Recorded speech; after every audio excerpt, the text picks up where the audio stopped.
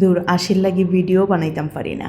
তো যাই হোক, এই ভিডিও শুরুতেই আমি একটা কথা কইতাম চাই, আমার বই নাইনতেরে বিশেষ করে মেহমান আসার মানে কোনো বালা মেহমান মানে ভিআইপি মনে করুকা আবার ধরো 3-4 দিন আগে বা এক সপ্তাহ আগ থেকে অবশ্যই ফিল হয় যে মেহমান আইবা আইবা আইবা, আর 2 দিন আগে আপনার অবস্থা কিলা হয় আমার মতো কিতা হাইপার টেনশনে ভুগইনি বা ওই যে চিৎপটাং অবস্থা। যাই হোক, মেহমান আসার কথা হই না, যারা hypertension I mean high blood pressure বা লো প্রেশার যেমন চিৎপটাং অবস্থা হয় তারা কমেন্টস করিয়া জানাইবা।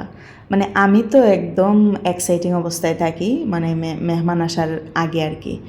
আর মেহমান আওয়ার পরে তার সাথে মাত কথা মাইতে ইজি, এরপরে খানি যে দিতাম আমি লইয়া লইয়া ওগুলোও ভুলি যাই কি আমি ওজাত আরুয়া।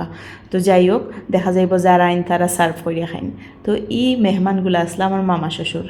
আর আপনারা জানেন মামা শ্বশুর খালাহুর মানে মামাহুর খালাউরি তারা সকল কিন্তু মানে ভিআইপি, তারারে কিন্তু এক্সট্রা আদর করা লাগে। এমনকি এক কথায় আপনি চিৎপটাং হইয়া ফারতা নাই, মানে তারার একদম স্ট্রং থেকে সার্ভ করা লাগবে।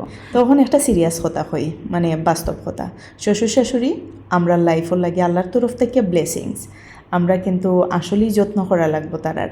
যদিও আমার শ্বশুর শাশুড়ির যত্ন করার কোনো চান্স নাই, তারা আমেরিকাতে আসেন, ওখানে বইয়াও আমার মানে হরিয়ে আমার যে কোনো কঠিন মুহূর্তের সমাধান তাই দিলেন আমারে হইয়া দিন, আমি করতাম পারি।